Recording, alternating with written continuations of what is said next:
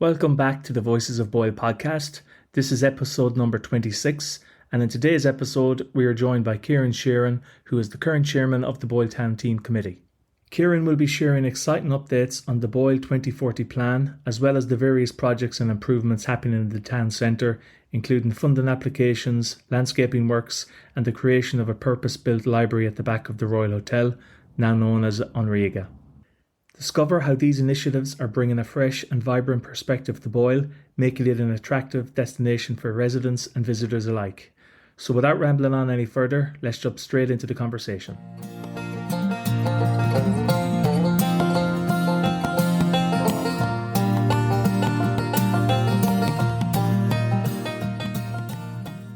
So welcome to the Voices of Boyle, Ciaran. Yeah, thank you very much. It's welcome, Ciaran. Good to have you on. So you are the recently elected chair of Boyle Town Team, and we just thought it'd be a good opportunity to get you on to talk a little bit about what you guys do and some of the plans you have for Boyle. Yeah, and I suppose just to say we really appreciate the platform. We're always trying to find ways about removing the mystery of the town team and these sort of organisations. so it's great to get this opportunity. Yeah, perfect. So I'll maybe start by telling you a little bit about who we are and what we do. So there is a good few locals representing different areas on the town team. So I might just run through the names to give them a name check as we go. So there's Margaret Mulligan, Brian Nerney, Louise Moran, Kieran O'Connor, Frank Geelan, Mervyn Bowles, Dara Callan, David Gunning, John Cummins, Trevor Conroy, Anya Murphy and Anna Robertson, the two our latest additions to the team. So really the purpose of the town team is to work closely with local government to develop the town to a specific plan that is set out. And in the case of Boyle, we're very lucky because we have the Boyle 2040 vision, which was created by an architect within Roscommon County Council, Emmett Humphreys, a number of years ago. And we can talk about that in a little bit more detail in a while, but that sets out a vision for the town that will, focus on town centre living, an economic heartland in the centre of town, and reversing that hollowing out of town centre living that's happened over the past years, and that's happened to many small towns within Ireland. So where we, the town team, come into that is we work towards funding applications, the drawdown of funding applications, and obviously the execution of these projects that will help deliver towards that 2040 vision.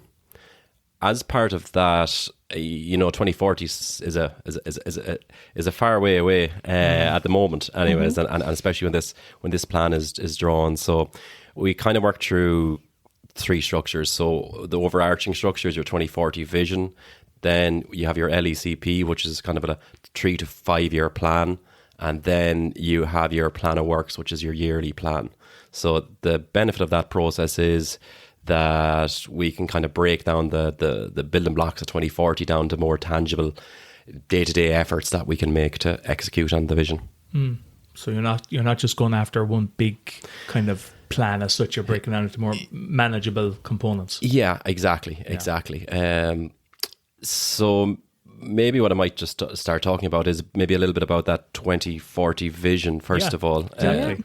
When was this created? Was it back in 2019? I think around that sort of time, it was created. Right. Pardon my ignorance after only joined the team 2 years ago. I think I remember first hearing about it around 2019, and it was only recently that I actually got a chance to kind of brush through it. And if you could kind of maybe take some points from that. Yeah, and for everyone listening, they can actually download a copy of the document themselves and have a look through it. It's like 122 pages or something. Yeah, we'll put a link onto it on the goes through section, everything. Yeah.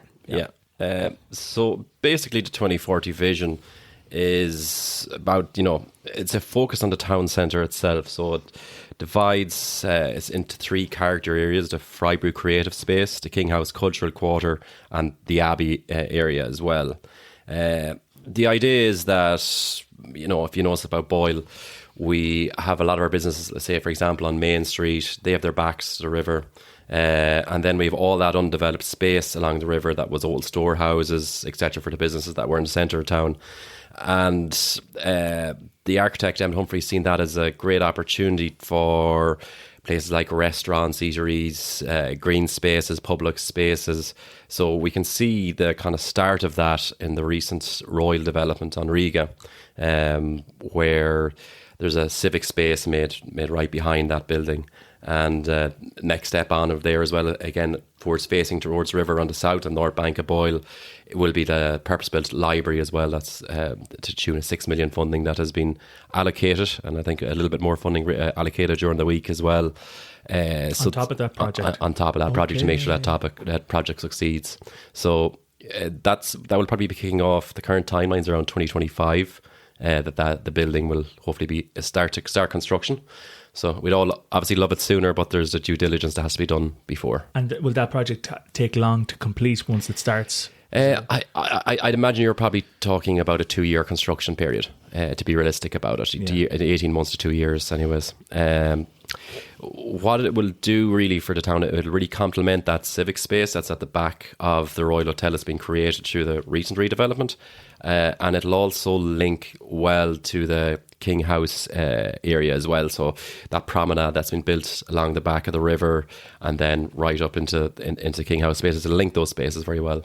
Okay, yeah. So there's a kind of I think I saw in the brochure, there's like this planned loop around, which it starts off at kind of at Stewart's, and then goes down as far as the Abbey and back, and it kind of takes in a few different spots in between King House and Riga. It takes in the lawn area as well, and the idea of that as well is that you have public spaces and a walkable pattern into town that links all the different attractions into town as well, and probably there's those areas, particularly around the lawn area, that need a lot of development at the moment, and I think that's it's one thing that comes up a lot, when people are talking, is the lawn area.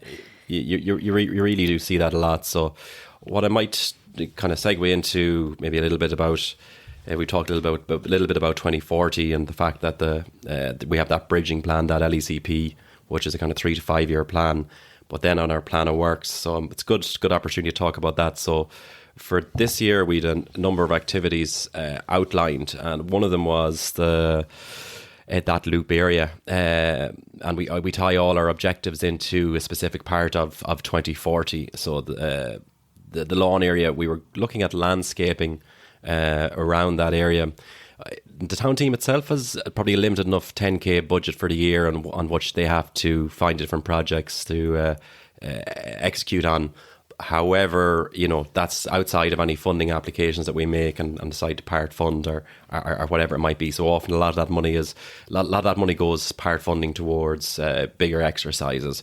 We had called out this year that we would look at that, and then we took a walk up the lawn and seen that the €5,000 we could allocate towards it was going to be a drop in the ocean of what's needed up there. So we're working closely with the council at the moment to look at ORIS Measure 2 funding, which will be a significantly higher investment, and that will really, it'll tie in with our 2040 plan, but it'll also deliver a sizable change for that area and a visual improvement. So I think watch that space, and we'll try our best to secure that funding as much as we can. That'd be great, because it is a bit of an eyesore, as you said, and it'd be great to get something up and running with it, in terms of. And ideally, Ciaran, if you were to get the higher level funding that you're talking about, what would be the vision for the lawn?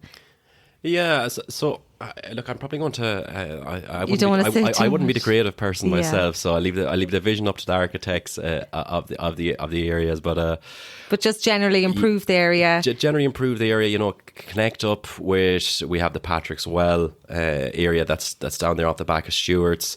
You'll have that distillery experience that's planned. That's a private enterprise by Stewart's themselves.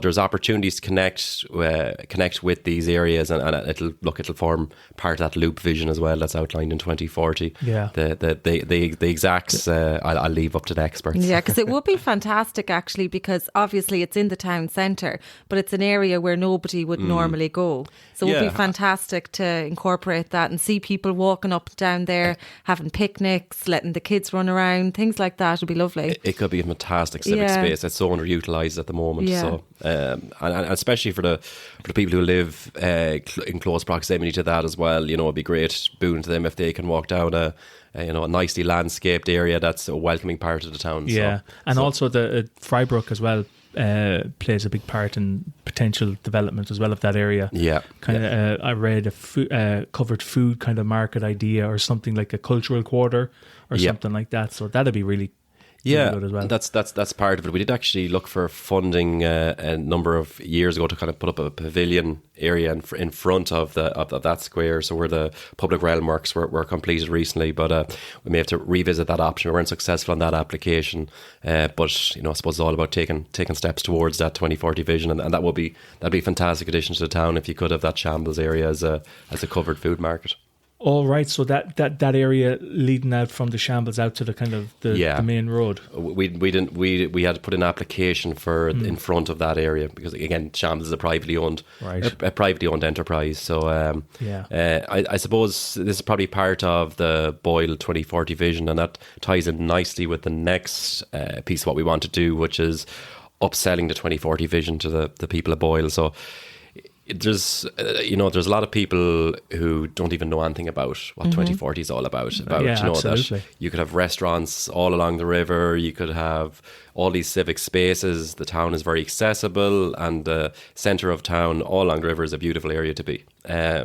So it's our job as probably the town team to sell that vision. So one thing we're working on at the moment is developing a brochure, and as part of that brochure, it's a couple of different purposes. One will be to give a snapshot of what the 2040 vision is like, to link people to the document. It's quite a comprehensive document, so I'm sure I shared it with you before. It is. It's heavy reading, but it's very detailed as well. Yeah, it's a great piece. So it's a lot of other towns don't have that kind of guiding document, so we're in a very fortunate position that we've something to aim towards. So it's about for ourselves upselling that vision. So back to that brochure, so selling the 2040 vision, and then letting people know about what sort of grants are available for renovations within your area. If you're a town centre dweller, what can you do to implement a 2040 vision? Whether it's maybe parcel off a piece of your land at the back of the house, how could you do that? How could we support with that? Whether it's planning applications, do you need a letter of support from Boyle Town Team? We're probably going to do it in a way that it's going to be QR codes so that people can scan and we can update links from there, and that's this year's media campaign. But we want to get that into every house, pub, restaurant in the town, so that even visitors know about this, and no one can say we didn't know about 2040 anyways by the time we're done. That's true, yeah. That sounds like it'll take a lot of work though as well to kind of educate business owners, because everyone. There are a lot of dilapidated buildings around Patrick Street, Main Street, so it would take an effort to try and incorporate that into the bigger picture. Yeah, and so probably one thing the council has been working on is probably trying to find the owners of some of the derelict buildings, and I suppose it's a countrywide thing at the moment that the dereliction notices are being issued to those houses maybe in a poor state of repair. So look, I think it probably forces the conversation, and there's probably buildings there that maybe people don't know who lived in them, and it's maybe 40 years ago since someone lived in some buildings. So it's great that there's actually a process there to kind of get the ball rolling. It's a big step in improving visually those sort of areas. Yeah.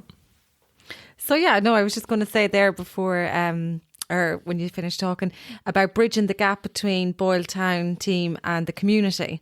So that's why you're here doing the podcast, obviously, is to educate people on what you do and your hopes for 2040. But is there a way, do you think, I suppose the brochure with the QR codes and things like that will educate people on what they can do? Because a lot of people, I suppose, they want to know about all these grants that are available, but it's hearsay. They don't know where to apply, or they don't know who to approach. Yeah, this is it, actually. So we do get, I suppose, to your point there, with the reason we're trying to get out there and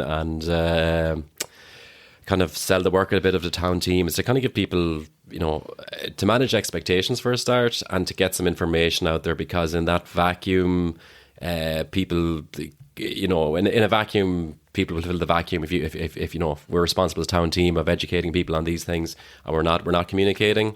We're not doing our job. So we're looking for this platform, local media, whatever we can do to get out there and explain a little bit about the work that we do. And so to spell that, we're not a secret society. So you're not Freemasons. In fact, the exact opposite.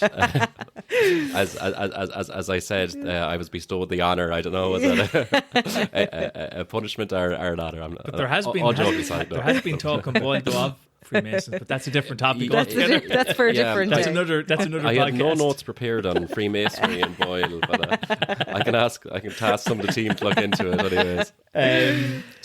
So I think another thing a lot of people probably would like to know would be the connection, or trying to build the connection between Boyle Town and LECP, for instance. Does that play a part in the 2040 agenda? Yeah, huge part. So there's a couple of different plans around that. There's LECP master plan as well as Boyle 2040, and obviously a number of other area plans as well. So one of the projects we're currently working on is our ORIS funding drawdown from 22, where the town team secured 40k worth of funding 30k worth of funding to curb the cycle trackway between the first and second gate, and then the landscaping works either side of the gatehouse. Yeah. So the Roscommon County Council are managing the first part of that, and then the town team is managing the second part, the landscaping aspect. So just last week, after a tendering process in which four local businesses were asked to tender for the landscaping works, one business came out successful, and that was Thomas Crummy Landscaping. So the work has started out on that, and we were out there kind of the day after, and it already, or that evening of, and it already looks really, really impressive, just to kind of clear away all that vegetation and overgrowth. I suppose when you do one thing, it kind of gets questions asking the next thing. Yeah. What's next for the gatehouse itself as well, and maybe just to address that one as well. So the chamber are working currently on that. I know we put out a press release where we're going to support them on that in any way that we can. So did the chamber rent that? Did they take out a lease on that or something a few years ago at the Chamber of Commerce? Do you know what? I'm not sure if it's ownership or lease. So maybe I for some reason I thought it was a lease, but yeah. So but they are working behind the scenes, and there's a lot. It's not as straightforward as just dive in with a protected structure like that, and it's obviously it's probably one of the most impressive buildings in North County Roscommon, architecturally wise. So we want to make sure everything is done right. So I think watch that space. Something will come in that direction. But obviously Rome wasn't built in a day. No, and that pathway that's going to be curbed, that cycleway. Yeah. Will that then connect up with, as you go through the second arch, you go right up to will that connect in some way with that? Yeah, that's designed to kind of demarcate out the current cycle trackway. Okay. Yeah. What else might I add on that? I suppose, I suppose we had 20k worth of funding for that, and then I did get a lot of feedback around what else are we going to do around that area. We'd initially looked at putting in beds, but for the funding available and as far as it was going to get us, we could really mainly focus on the relawning of that area.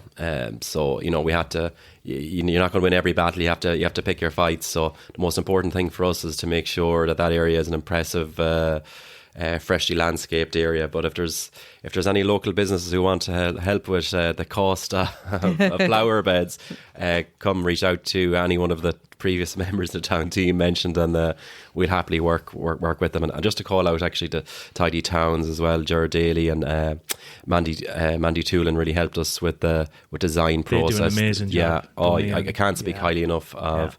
But there's a lot of organisations I can't speak highly enough of. But I want to call out Tidy Towns for their support in that project as well. And I'm sure they'll be happy if we can get some more funding, local funding towards putting in the beds that we intended to put in, or we would like to put in. Because they make the town centre look very, very attractive, sort of do. So, it's a nice, and it's a lot of hard work and volunteering that goes into that. So, they definitely deserve a call out for that. Yeah, absolutely. And maybe another call out we'll do as well is and related to Enriga are the Royal. That building is intended as a civic and enterprise space. So it's fantastic to see the Arts Festival being the first exhibitioners. Yes, that's right. Using that civic space. Yeah. So the whole festival, everyone's seen that the whole festival was a boon to the town. It really was. So successful, so well organised, and a lot of effort. Again, the committee that's involved in that, they start again this week or something. They're back for next year, so it's a constant amount of work. Yeah, it's a year-round exercise, and it's so we envy them on the town team. Their work ethos is next to none. The one question that I think there's a lot of sentiment around town is, do we need a new library? And I know that's not probably your place to comment on that, but that's one thing that, as you know, probably gets talked about a lot is, do we really need a new library? And I don't think I'll convince all the naysayers on this, and I suppose it's not my job to defend specifically the library, but what I will say on it is, I think this question has come back to the council, the original appliers for the funding at the time, and the reality is that the funding was there for a library. It wasn't there for a hotel. The council aren't in the business of running hotels. Our another civic space. That was what the funding was there for, and now we'll have the ability with it's not your quintessential library of old. It's there's going to be educational spaces. There's going to be a range of different facilities within there that will make it a state-of-the-art modern library. And then what it also allows is it frees up more exhibition space for King House should they choose to use that area as well. I think it's going to be a great win for the town to get that in place. And there's probably a lot of stuff in King House. I'm sure they've a lot within their exhibit that they'd only love more space as well too. Well, that's true, and especially come Arts Festival time, they could free up a few of those rooms up top. Yeah, that could be an amazing space for that. We're not going to suggest that, but they could use it for so much upstairs. Yeah. I'm sure they might have uses in mind within the teams. But apart from that, that new library centre down there, combined with Enriga, it'll be just like the heartbeat of the town. Visually pleasing, and also if there's a lot of activity going on in there, it's great. It's a central hub to the town. For obviously the last number of years, it was the Royal and it was dilapidated and there was nothing going on. So it's something to look forward to. Yeah, I think that's where the business side of things come in. We've so I represent Nords and Medical, and I've worked up on the town team. I've worked up there for the past 12 plus years at this stage, so it's a little while. And when we have visitors to Boyle, when the Royal was in a state of dilapidation as a town centre property, we've a lot of US visitors, US owned company, we've a lot of prospective customers, our current customers visiting. It was nearly a bit embarrassing to bring them through the centre of town and just have a building in that condition. And have a key landmark building in that state of dereliction. So now we're in a position where you're proud to bring someone through the centre of town. There's no real blot marks as you drive around that from Main Street, all around that section, and there's so much more planned. There's so much more public realm works planned to start soon that will only improve the area as well, even visually, even more. So it's a town we can sell. Sure we're missing I'm not going to mention the H word, but sure. It always small comes steps, up. Small steps, because if these things are to eventually get implemented, as Well, you it'll said, come in time, I it think. will. And as you Yeah. said at the start, with that LEC or something, LECP, yeah. it's these small little projects build Help build and a towards compound it, yeah. effect then takes effect after that. Well, if I was prospectively going to open a hotel, I want to come to Boyle, which is visually impressive, and I want to set up in a town that's starting to lift and starting to rise from the ashes again. You want to be on the right side of that, like so. Exactly. And I think if everything works out the way it is planned for, it will draw in potential investors. Absolutely. For a hotel. Yeah. You can even see like the businesses have started to pick up as well. There's the couple more restaurants in the locality have probably opened up since COVID as well. Like COVID's really kind of it was a punch in the guts for a lot of the town, but things are starting to happen again. New businesses are starting to come into the town. So yeah, there's more of a vibe as well, especially I think since the Arts Festival and the opening of Unriga. There's a kind of it seems like there's a bit of a heartbeat again downtown, and absolutely. That's always a good thing. The Abbey, trying to get that, I think a lot of people are also of the opinion that it's not kind of on the map. It's not utilised, it's not on the map. I mean, a lot of people don't even know the history of the Abbey. Yeah. So it'd be great. Is that that's obviously on the plans as well, to kind of integrate that more with the town and the tourism aspects? It is part of that Abbey quarter as well. That's our Abbey area outlined in the 2040 vision as well. So there will have to be items outlined in the future plans of work that will incorporate that. So I know like one thing we try and do, we always try and advocate the maximum visitor numbers for the area, and we work with the council to understand is there stuff that we can do as part of the town team to increase visitor numbers. It's a great again facility for the town to have something like that. It's free every Wednesday, or the first Wednesday of every month for visitors, is it, Ciaran? Yeah, and I think you've also I think Heritage Week, a lot of these sites are free as well. That's coming up soon. Yeah, I'm sure. And the other thing as well, which I think is in the plans, is you talked about, I think, the riverside on the north facing. Sorry, is it the north facing or the south facing side of the river?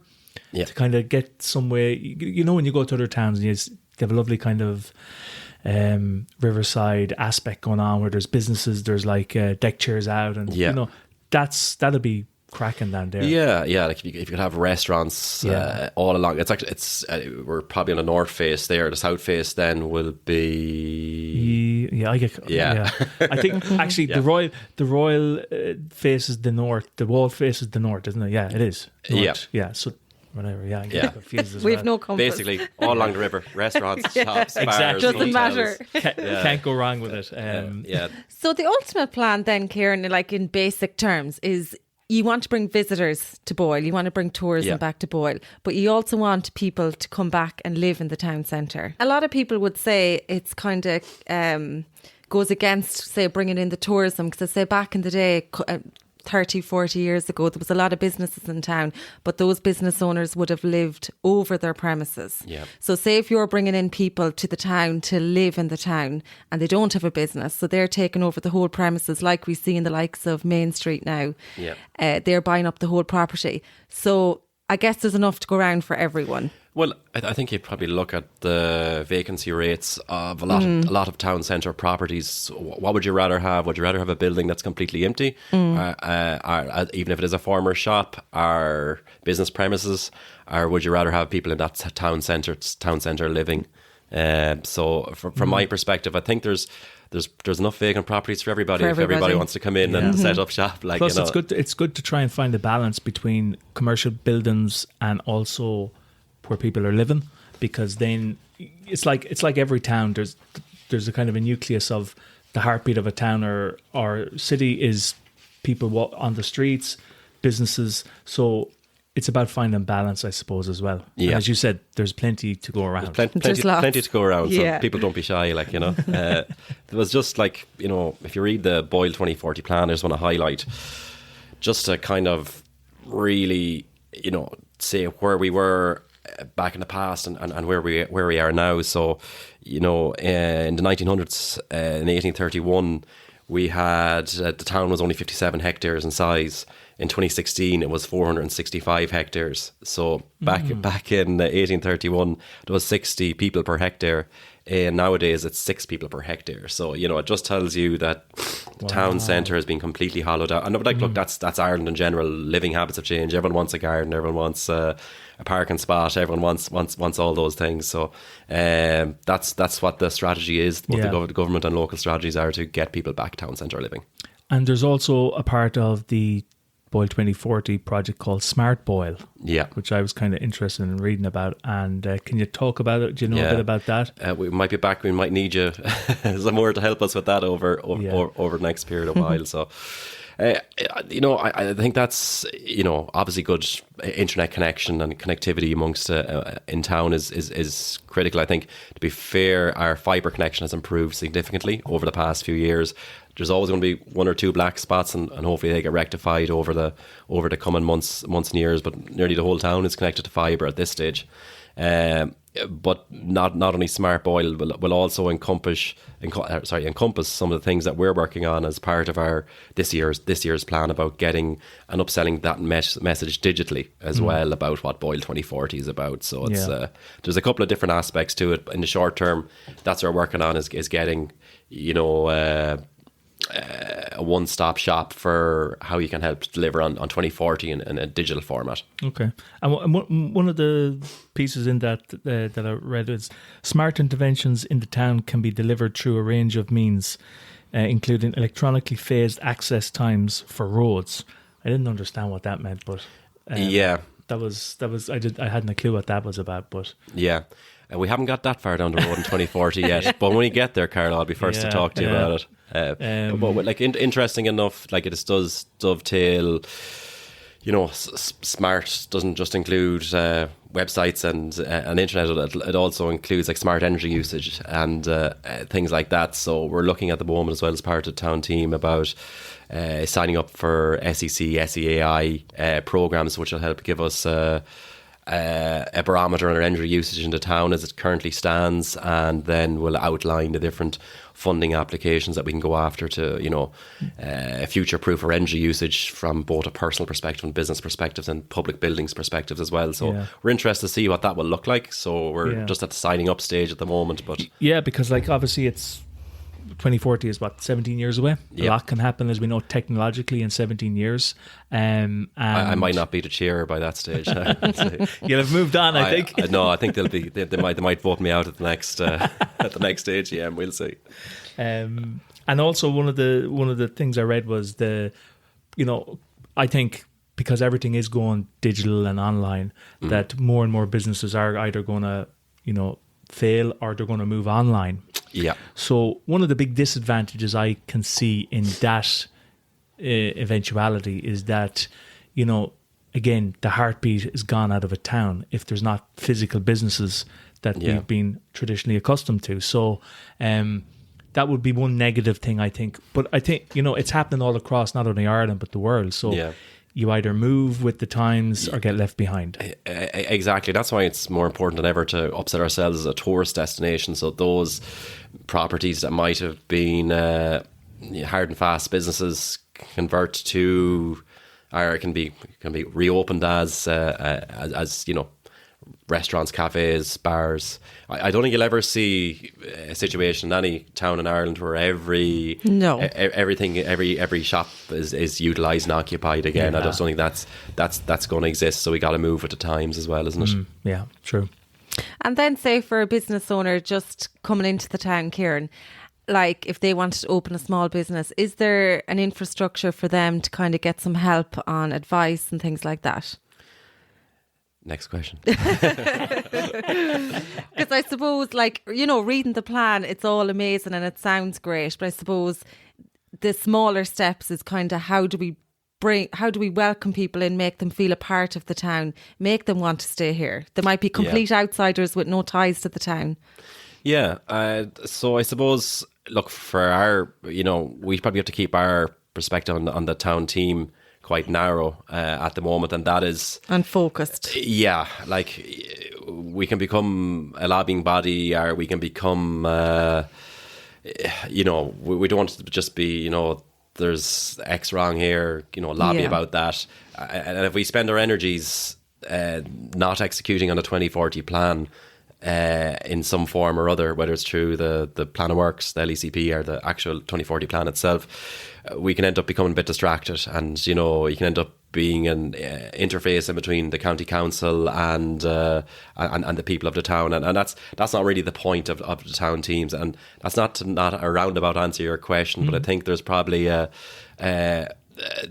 state bodies that are more responsible for outlining the supports, but that's not something that I can bring it up to our next town team and absolutely discuss as something that maybe we can include in our brochure as well, because it does factor in, and it does mesh well in it. Probably something we need to give a little bit of thought to. Because like, as you know, Boyle was kind of left behind, so to speak, for a long number of years. So it's good that there's plans in action now to kind of kickstart things again, because as we all know, Boyle is a very, very nice town to live in.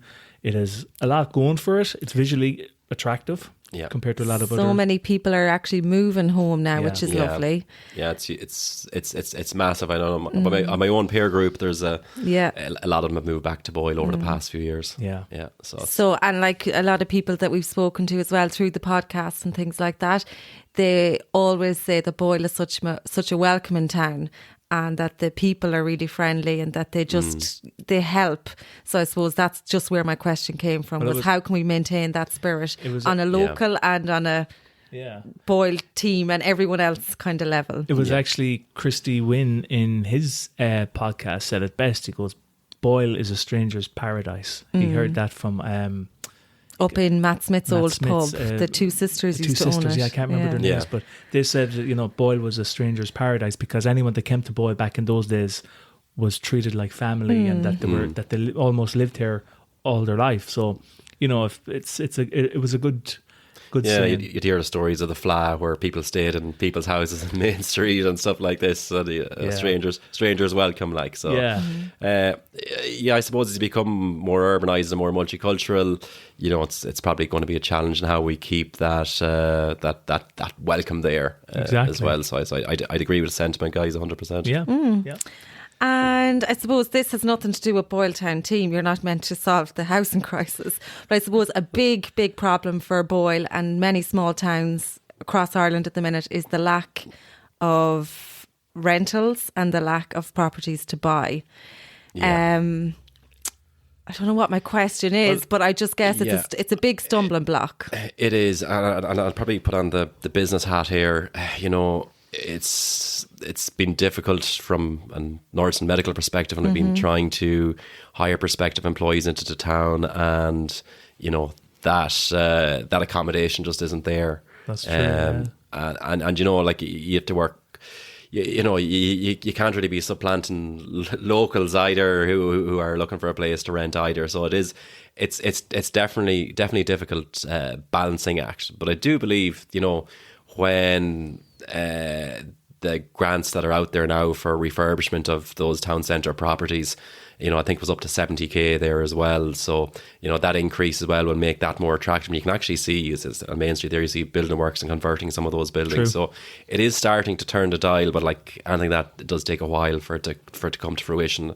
I was just listening today that the Dublin rental properties have increased over the past year, and there's really a variety of factors for that. Maybe they're all moving down the country to us, but this is it. They're selling up. They're selling up and moving down. Yeah, that's probably it. I think the only thing that Boyle Town Team can do is anyone listening to the podcast, encourage them. The grants are there. A few properties need to be developed. I know there's, the rental crisis doesn't just apply, it applies to students as well who might be commuting to Sligo, and Sligo's in the same situation as ourselves.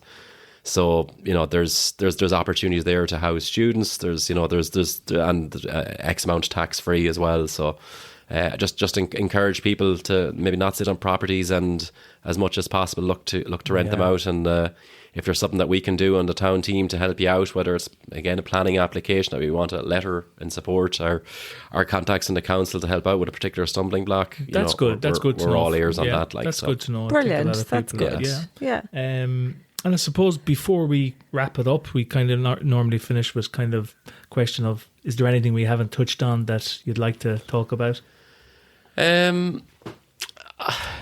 I think we pretty much covered the majority of it. But what I will say is, I didn't really probably just look for the perspective of, didn't really go into listing all the different grant funding that's available. But there's a variety of programs that are out there that through the different local government bodies and national bodies that can be availed of, and Boyle has sourced essentially 15 million worth of funding over a short number of years for the couple of projects that have taken place that we can see in the town that have made a visual difference. So as part of that, it's important to say that Boyle's got, it's got its fair share and then some. So the town team are very appreciative of the funding we have received, and then also appreciative of the people that have helped realise that funding. So Frank Fegan, our local TD, was down at the opening of the Royal, and he's always been a huge advocate of the town. I just want to call him out particularly for his support with the Royal project. We can't undermine or underestimate the advantage of having a local advocate like that, who has the ear of the minister and who is always selling Boyle. So those connections are key, and continuing to develop them is key as well. So and maybe just to call out to thank I'm only a usurper to the throne really here of the Boyle Town team. So there's a lot of members past and present who've done a whole pile of work, and maybe just to call out. Well, you know what? I won't call out any individual because where do you stop and who do you not call someone. out? Yeah. And I won't survive next town team meeting. Definitely not re-election if that's the case. But I do want to call out that there's been a lot of. I'm fortunate enough to be able to talk about this, the RS funding for the second gate, around landscaping and the cycle pathway, and fortunate enough to be able to help thank the minister on behalf of people from Boyle and the council for the work done on Riga. But it's on the back of the hard work that's been done over a number of years. We didn't just get here. This didn't happen overnight, Yeah, true, yeah. Yeah. So, and I just like to call out, it's a voluntary body. These people give their time. We just had a meeting yesterday, and I kept them an hour and a half after the time. And so I want to really call them out. And, it's a big contribution. There's emails going back and forward every day. There's texts on the WhatsApp group chats going forward and back all the time. And these are busy people. so really just call them out and say thanks for them, and thanks for the people at Boyle for supporting us. Yeah, perfect. Great, Ciaran. Yeah, I think that answers a lot of questions. I think it gives a good insight as well on the Boyle Town team and kind of projects that are in the pipeline, and it's great to get the snippet of the 2040 plan, which I think is more people when they get a chance to flick through that brochure, and just see what kind of is on the agenda, because as I said, it was created I think around 2019, and you can already see you've already realised on Riga the Royal has been developed, and that's the first part of that project. So it's good to see what's potentially in the pipeline for the town, just to kind of keep people's hopes up that we're Boyle as a town is on the way back. Yeah. And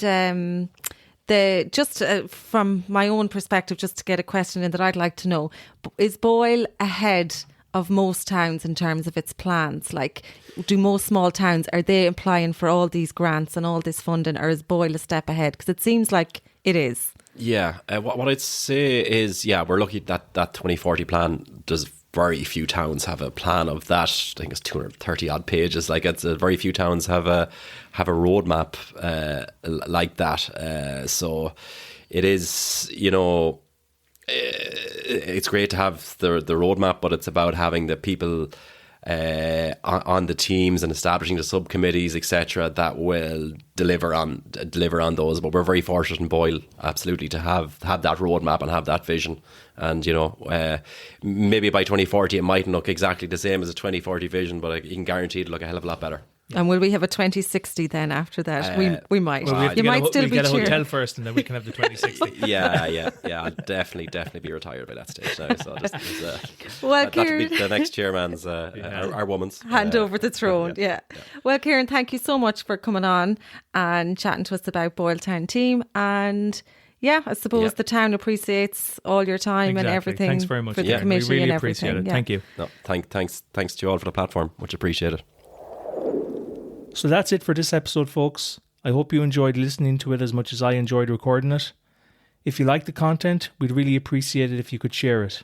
You can follow us on Facebook by searching for Voices of Boyle, and you can also contact us on our website by visiting voicesofboyle.com. We're always looking for new guests, so if you'd like to be on the show, or if you know someone who you'd like to join us, please reach out to us via our Facebook page or website. Thanks very much, and we'll chat to you again soon.